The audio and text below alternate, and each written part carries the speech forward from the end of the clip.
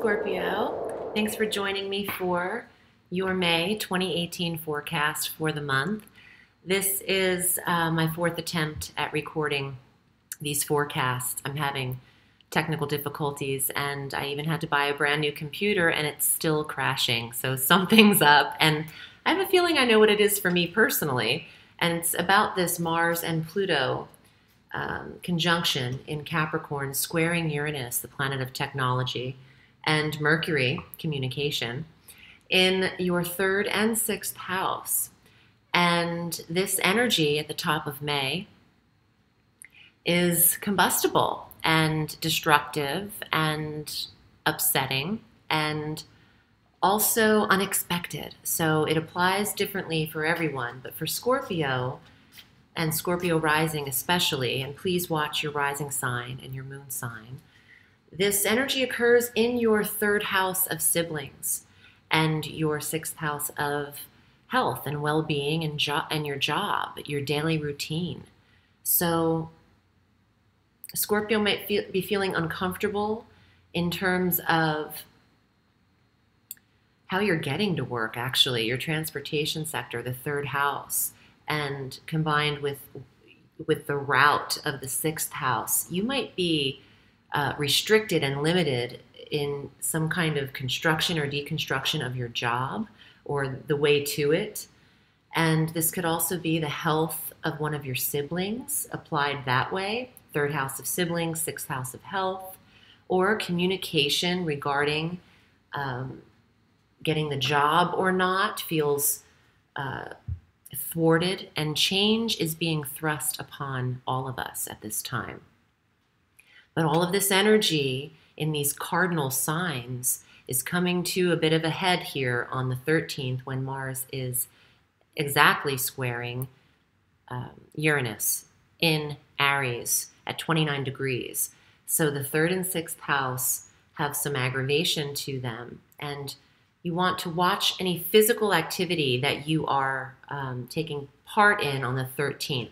It's not a day to be reckless.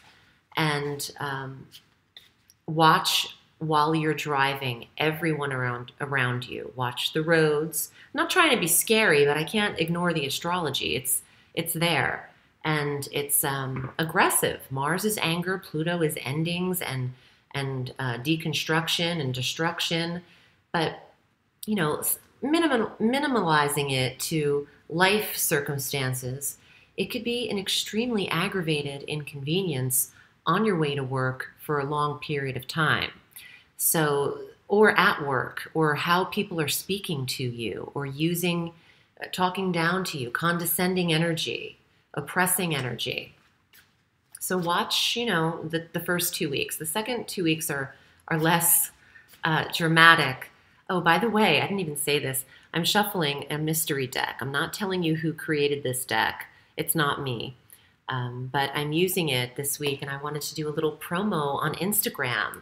I wanted to see if anyone could name it, and then maybe give a free 10-minute reading to like the 20th person who comments or something. I haven't figured it all out, but if you're not following me on Instagram, you might want to get on board.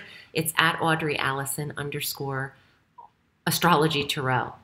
So on the 13th, in addition to that aspect, we have Mercury entering the sign of Taurus. Taurus is your polar opposite sign, Scorpio. So the seventh house of partnerships and marriage is ignited, and there's a ton of Taurian energy this month. And it's this month where the Taurian energy is initiated for an 8-year experience due to Uranus transiting into that sector on the 15th out of Aries. And he'll be there through April 23rd of 2026. In addition to that energy, we have our new moon on the 15th at 24 degrees of Taurus. So new relationships, new marriage, new commitments, new business partnerships. Uranus in this sector for 8 years. Now, for people who are already married, this is a planet of upheaval, and you could be going through on and off switches in your marriage. We're getting along, we're not. Do I stay, do I go? I'm not here to try to tell anybody what to do.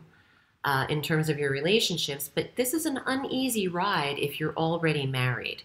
If you're looking to connect with someone, this actually works. It's less upsetting. It can introduce you suddenly to someone who can knock you off your feet, and you can start a relationship or dating.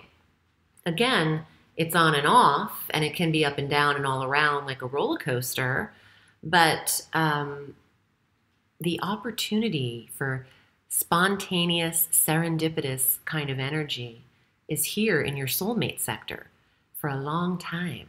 So it's inspiring. And if Scorpio is in a marriage, but it's beautiful, don't worry. Don't be a nervous wreck that everything's going to come to an end. But you just have to work through disagreements. You have to work on marriage. Marriage is a job, from what I hear. So there's a ton of Taurian energy here, which is all across from you on the wheel. So any planetary placements you have in Scorpio at the time of your birth are in opposition to Uranus in this area. So there is a bit of a tug and a pull. Jupiter is opposing all of this energy. And this is big. This is a big game-changing relationship. I think that Scorpio is ready for the biggest connection of their lives, if they haven't already found it. And it's time for a fresh start and a reset. So why not? On the 16th, Mars moves into Aquarius. Mars is your second ruling planet. Both Mars and Pluto govern you. So this square that we're dealing with is really affecting Scorpios as well. There's no denying that.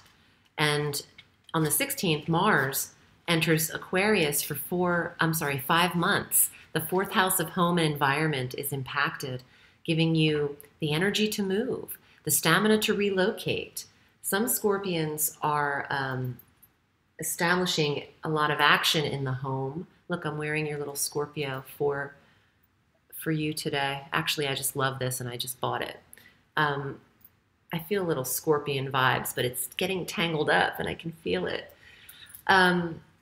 Anyway, Mars here gives you energy, determination to finish projects in the home, to finish home projects. And if you are building a home from, bottom to top, if you are doing maintenance, it's all available for you to get this done, and quickly. Mars is also aggravation, though, so watch your tone with family members you live with. You don't want to be storming around, and this is a little bit of a forewarning here, because to be forewarned is to be forearmed. Watch using sharp instruments in the home, cutting bagels. The most simple of tasks, when it involves a knife or a scissor, could really be dramatic. So be careful when handling glass and metal and even machinery in the home. It's just, you rush around, you're accident prone, and there's, some cuts that can happen with Mars. So just tread lightly in the home. It's not the time to start being reckless. On the 19th, Venus enters Cancer, the 9th house. Wow, this is a beautiful aspect or transit for you to travel and to go the distance, because the 9th house is foreign travel and also education and higher certifications. What is Scorpio learning? What are you interested in taking as far as courses? This is all available to you. The 20th of May has our sun entering Gemini. I love that time. And that's the 8th house of intimacy. Where the sun goes, you follow. That's our focus. Mercury on the 29th enters Gemini as well. Communication and talking about intimacy. Scorpio is meeting someone or in relationship and connecting, because your 7th and 8th house have all this great, beautiful, connective, intimate relationship energy. I can't wait to see what's in the tarot for you. There's another aspect, the full moon. There's an aspect and the full moon. The full moon's also on the 29th at 8 degrees of Sag in the 2nd house of money, bringing closure to a project or a payment cycle, an end to self-doubt and the lack of confidence, insecurities, putting an end to all of that. The week of the 20th through the 28th is interesting, and it involves you in a big way. It's a water trine that exists with Jupiter in Scorpio. Look, he's with you. There's a benevolence with Scorpio now. Even though Jupiter's retrograde, it doesn't matter. He's still the most opulent energy we have and positive energy.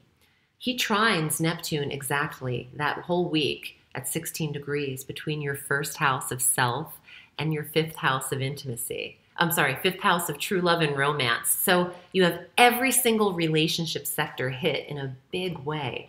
But the week of the 20th through the 28th, you might not be seeing this dating or love situation very clearly. You are off in la la land. You could be in love, dreamy energy here, and also rose-colored glasses. So make sure that when the 29th comes around, those rose-colored glasses don't turn into a set of beer goggles. Because then you're like, wait, who am I sleeping next to?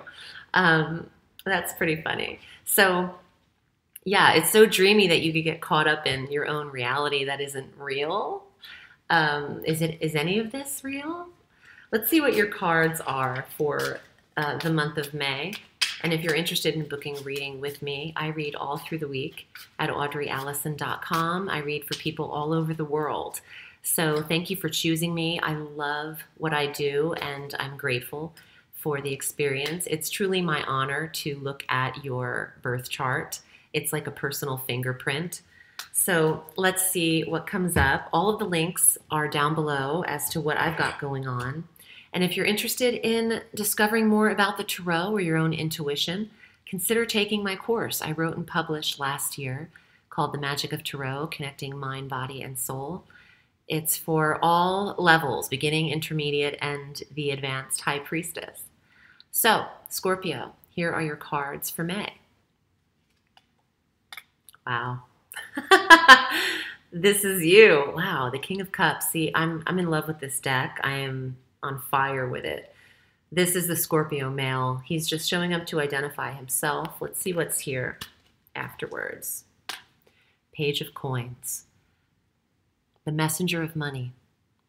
You have an invitation for an offer. There's a new job ahead, or maybe some extra work, a side hustle. He's here to deliver the news that someone is requiring and acquiring your services. Doesn't have to be an earth sign, but he could be a younger Taurus, Virgo, or Capricorn male. Temperance, beautiful. Balance, patience, moderation, the sign of Sagittarius. And control is what I'm hearing. She's deliberately pouring those chalices of water into one another and trying not to spill a single drop. So, focus and tread lightly in everything you're handling around the home. Focus exactly how this Temperance card is with Mars in that fourth house when you are handling glasses and, kitchen equipment and all things like that. This is just a patience card. Don't speed through things to get them done. It could work against you. And the last card, I'm sorry, there's one more card. Page of Cups. Now you have the page of intimacy. There's a message of love and a connection coming out to Scorpio, or perhaps you're the one giving the message. You have all of that. I mean, honestly, I haven't seen a chart looking like that in a minute. 7th, 5th, 8th house, lit. Page of Cups. This has an invitation. Say yes to the invitation. And the Moon was the last card stuck to the back of it. Yes, you are very intuitive, and trust your intuition here, Scorpio. I mean, hi, these two cards, it doesn't get more intuitive than this combo. Well, throw the High Priestess in the center of this and you've got yourself a trifecta. But you really need to pay attention to your dreams. What are your instincts telling you? And, being emotional. The moon. Oh, right, because we're going into the month. On the 29th of April, we have our Scorpio full moon, and that starts out your entire month. And there is an awareness for you going through the whole month of May. You have a keen insight as to where your emotions lie and who they lie with. Thank you so much, Scorpio. I'm wishing you a beautiful month of May. Remember, the sky is limitless, so reach for the stars.